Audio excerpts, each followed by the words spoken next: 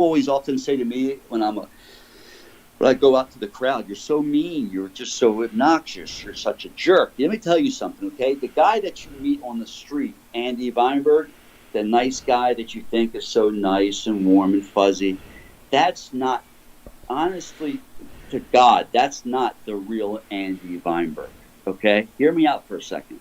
That's the act. I'm talking about a show. That's an act. When I walk out there, I just go out there and I be me.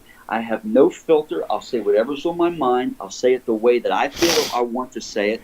Promoters can't sit there and tell me, don't say this, don't try to. I will not be censored by anyone, okay? Andy Vineberg will walk out to that ring as the real Andy Vineberg. I don't really like people that much.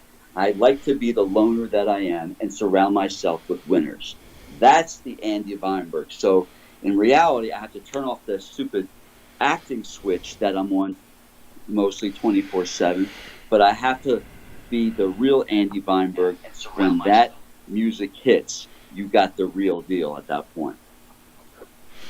That is down to earth answer, and one of the big questions for you is from Drink a Beer or Play a Game Again.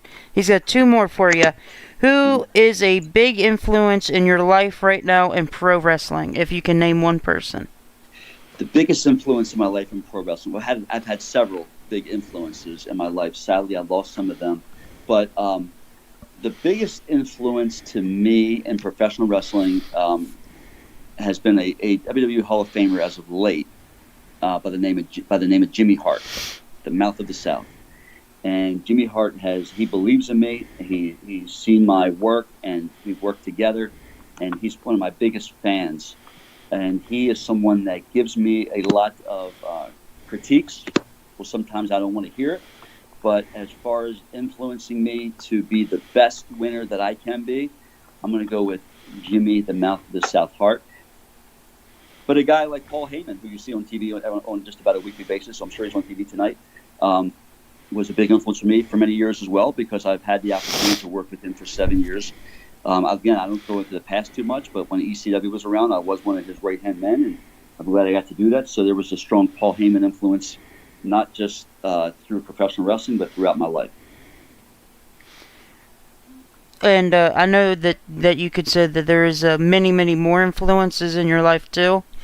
But we won't get into that. And you got me for 30 more. You got me for 30 more seconds, Logan. That is fine. And who is your favorite promo of all time? And then we have one last question if you can take it.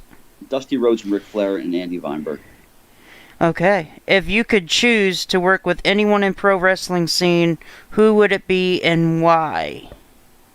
Anyone that is can be a winner. It's always going to be guys like Sean Studd, Ryan McBride, Eddie Smooth. There's so many more guys throughout the independent scene. But I got to run.